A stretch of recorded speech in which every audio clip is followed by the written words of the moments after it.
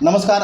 आपण पाहताय महाराष्ट्र लाईव्ह आणि आजचा विषय आहे रामराजे नाईक निंबाळकर हे जर शरद पवार यांच्यासोबत म्हणजेच महाविकास आघाडीसोबत जर गेले तर सातारा जिल्ह्यातील कोणकोणत्या मतदारसंघावर याचा परिणाम होईल यावर आपण आज चर्चा करणार आहोत. रामराजे नाईक निंबाळकर ही असे एक व्यक्तिमत्व आहे की गेली 40 वर्षाहून अधिक काळ सातारा जिल्ह्यावर प्रभावी नेते म्हणून ते काम करत आहेत. रामराजे नाईक निंबाळकर यांच्या रूपानं सातारा जिल्ह्याला नेतृत्व मिळालं आणि महत्त्वाचं म्हणजे सातारा जिल्हा मध्यवर्ती सहकारी बँक असेल किंवा सातारा जिल्ह्यातील विधानसभा लोकसभा निवडणुका असतील, या सर्व निवडणुकांवर नेतृत्व सर्वांच्यावर करण्याचं काम हे रामराजे नाईक निंबाळकर यांनी केलं. खरं तर आज सर्व पेपरला बातम्या आहेत. काल दुपारपासून आम्ही बातम्या चालवतोय. रामराजे नाईक निंबाळकर हे तुतारी वाजवणार का? त्याने एक वक्तव्य केलं की मला तुतारी वाजवायला वेळ लागणार नाही. म्हणजेच या सूचक विधानाचा अर्थ काय हे आपण जाणून घेऊया. आणि यानंतर जर लोकसभेनंतर म्हणजेच धैर्यशील मोहिते पाटील हे तुतारीचे उमेदवार होते आणि त्यांचं काम उघडपणे केलं रामराजे नाईक निंबाळकरांच्या गटानं, कार्यकर्त्यांनी, त्यांच्या बंधूंनी. मात्र स्वतः कुठल्याही स्टेजवर रामराजे गेले नाहीत. मात्र हे जगजाहीर आहे की तुतारीचं काम केलं रामराजे नाईक निंबाळकर यांच्या गटाचं. यामुळं रणजितसिंह नाईक निंबाळकर यांना पराभवाला सामोरं जावं लागलं असं एकंदरीत विश्लेषणातून सुद्धा समोर येत आहे. रामराजे नाईक निंबाळकर जर शरद पवार यांच्यासोबत गेले तर काय परिणाम होईल? सातारा जिल्ह्यातील 8 विधानसभा मतदारसंघातील कोणकोणत्या मतदारसंघावर याचा परिणाम होईल यावर सर्व राजकीय जाणकारांचं आज आणि उद्या लक्ष आहे. कारण महायुतीचा महिला मेळावा फलटणमध्ये होतोय. या संदर्भात नियोजनाच्या बैठकीसाठी सर्व प्रमुख कार्यकर्ते फलटणमध्ये आले होते. याच वेळी रामराजे नाईक निंबाळकर यांनी प्रसारमाध्यमांशी बोलताना सूचक विधान केलेलं आहे. जर आमचे विरोधक म्हणजेच रामराजे यांचे विरोधक रणजितसिंह नाईक निंबाळकर यांचा गट सुधारला नाही तर मला तुतारी घ्यायला कितीसा वेळ लागेल हे सूचक विधान केलं. आणि संपूर्ण महाराष्ट्रात रामराजे नाईक निंबाळकर काय करणार याकडं सर्वांच्या नजरा लागलेल्या आहेत. खरं तर रणजितसिंह नाईक निंबाळकर आणि रामराजे नाईक निंबाळकर या दोघांच्यामध्ये राजकीय मोठे मतभेद आहेतच, हे जगजाहीर आहे. मात्र फलटणमध्ये भाजप आपली ताकद वाढवत असताना महायुतीचे घटक पक्ष असलेले अजित पवार यांचे समर्थक रामराजे नाईक निंबाळकर हे तुतारीच्या वाटेवर आहेत का? आणि तुतारी जर घेतली तर पहिला सातारा जिल्ह्यातील मतदारसंघावर पहिला फरक पडेल तो म्हणजे फलटणवर.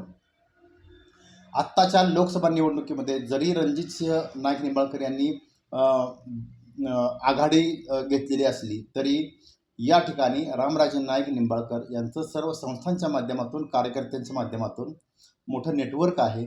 लोकसभेची निवडणूक वेगळी, विधानसभेची वेगळी. यामुळे पहिला फरक पडेल तो म्हणजे फलटण विधानसभा मतदारसंघावर सध्या महायुतीचं असलेलं प्राबल्य कमी होऊन इथं महाविकास आघाडीचा उमेदवार निवडून येऊ शकतो रामराजे नाईक निंबाळकर यांच्या रूपानं. दुसरा फरक पडेल तो म्हणजे वाई, खंडाळा, महाबळेश्वर विधानसभेवर.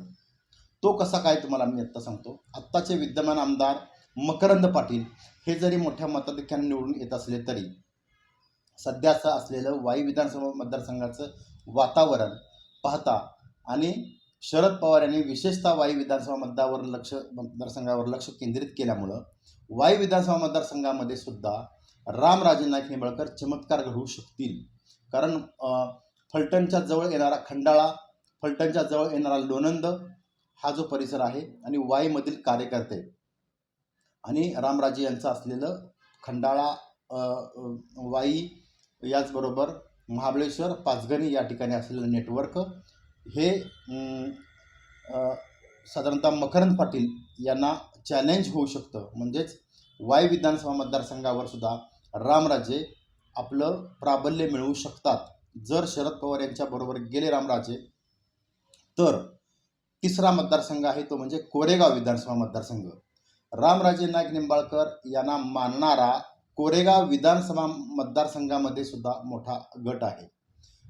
खरं तर काही भाग कोरेगाव तालुक्याचा उत्तर भाग म्हणजेच वॉटर स्टेशन हा भाग फलटण विधानसभा मतदारसंघामध्ये येत असल्यामुळं आणि पहिल्यापासून रामराजे गेल्या 40 वर्षाहून अधिक काळ सातारा जिल्ह्याच्या राजकारणावर प्रभावी व्यक्तिमत्व म्हणून काम करत असल्यामुळं कोरेगाव विधानसभा मतदारसंघात होणाऱ्या अटीतटीच्या या लढतीत म्हणजेच विद्यमान आमदार महेश शिंदे आणि विधान परिषदेचे आमदार शशिकांत शिंदे या दोघांमधील अटीतटीच्या या निवडणुकीमध्ये जर रामराजेंच्या सारखा नेता जर शरद पवार यांच्या सोबत आला तर मात्र इथं कोरेगावमध्ये सुद्धा गेम चेंजरचं काम रामराजे नाईक निंबाळकर करू शकतात. खरं तर तसं म्हणायला गेलं तर फार मोठा प्रभाव कोरेगाव विधानसभा मतदारसंघामध्ये थेट कार्यकर्त्यांच्या माध्यमातून रामराजेंचा नसला तरीही एक नेतृत्व, खमकं नेतृत्व या ठिकाणी शरद पवार यांच्या गटाला मिळेल आणि महाविकास आघाडीची मोठ बांधण्याचं काम रामराजे करू शकतील. यामुळं कोरेगाव मतदारसंघामध्ये सुद्धा महेश शिंदे यांच्या पुढं मोठ्या अडचणी वाढू शकतात. आत्ता दोन्ही शिंदेमध्ये अटीतटीची लढाई आहे. मात्र या तिसऱ्या मतदारसंघामध्ये सुद्धा रामराजेंच्या रूपानं निर्णायक लढत होऊ शकते हे शरद पवार अचूकपणे जाणतात. रामराजेसारखं जर प्यादं जर आपल्यासोबत घेतलं तर काय होऊ शकतं हे शरद पवार यांना देखील माहिती आहे. यामुळं गेल्या लोकसभेच्या निवडणुकीत चुणूक दाखवलेलीच आहे रामराजेंनी रणजितसिंह नाईक निंबाळकर यांचा पराभव करून साधारणतः. आणि यानंतर आत्ता जर रामराजे नाईक निंबाळकर शरद पवार यांच्यासोबत गेले तर 3 मतदारसंघावर थेट परिणाम होईल. याचबरोबर जिल्हा बँकेवर आत्ता जरी नितीन काका पाटील जरी असतील तरी याचा थेट परिणाम रामराजे नाईक निंबाळकर जिल्हा बँकेच्या सुद्धा प्राबल्यावर सुद्धा टाकू शकतील. कारण रामराजे नाईक निंबाळकर यांचं नेटवर्क हे जिल्ह्यातील सर्व आमदार असतील किंवा इतर कार्यकर्ते असतील राष्ट्रवादीचे यांच्यावर थेट असल्यामुळं रामराजे नाईक निंबाळकर हे साधारणतः मोठा प्रभाव या ठिकाणी पाडू शकतील. मात्र खटाव-मानमध्ये सुद्धा फार मोठा फरक पडेल अशातला भाग नाही. तरी खटाव-मानमध्ये आमदार जयकुमार गोरे यांना डोकोदुखी ठरू शकते रामराजे नाईक निंबाळकरांची. कारण प्रचार तपाच्या माध्यमातून रामराजेंचं भाषण तुम्ही ऐकलं असेल की हे एकदम जोरदार त्यांचं भाषण असतं. यानंतर त्याचा परिणाम कराड उत्तरवर सुद्धा चांगला होऊ शकतो. म्हणजे महाविकास आघाडीचा जे आमदार बाळासाहेब पाटील आहेत आत्ताचे उमेदवार असतील, आत्ताचे विद्यमान आमदार असतील, यांच्या दृष्टीने ती जमेची बाजू साधारणतः असेल. पाटणमध्ये तीच परिस्थिती आहे. त्यानंतर कराड दक्षिणमध्ये सुद्धा जरी गट नसला इतर मतदारसंघात म्हणजेच रामराजे यांचा फलटण, वाई आणि कोरेगाव या ठिकाणी असलेले गट स्वतःचे कार्यकर्ते सोडून बाहेर गट जरी नसला तरी रामराजे नाईक निंबाळकर यांच्यासारखं प्रदीर्घ विचाराचं प्रदीर्घ अनेक वर्ष यामध्ये काम केलेलं नेतृत्व जर शरद पवार यांच्यासोबत असेल तर मोठा वजन या ठिकाणी सातारा जिल्ह्याला पुन्हा एकदा शरद पवारांच्या रूपानं मिळवून देऊ शकतात रामराजे नाईक निंबाळकर आणि त्यांचा गट. यामुळं आगामी काळात जर रामराजे नाईक निंबाळकरांनी शरद पवार यांच्यासोबत जाण्याचा निर्णय घेतला तर मात्र सातारा जिल्ह्यातलं राजकारणच पूर्ण बदलून जाईल आणि शरद पवार हे यामध्ये अचूक ते ओळखून आहेत की आपला जुना सहकारी आपल्यासोबत जर घेतला तर सातारा जिल्ह्यात पुन्हा सर्व काही व्यवस्थित होऊ शकतं.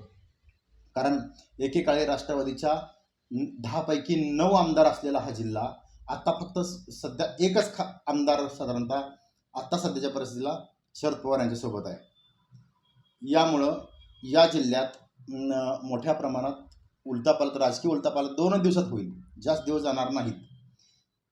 रामराजे नाईक निंबाळकरांच्या रूपानं हा निर्णय काय घेणार तो आज किंवा उद्याच साधारणतः ट्रेंड कळेल. कारण अजित पवार यांचा मेळावा होतोय फलटणमध्ये. या मेळाव्यासाठी दरम्यान काय घडामोडी होतात याकडे सर्वांचं लक्ष लागून राहिलं आहे. पाहत राहा महाराष्ट्र लाईव्ह.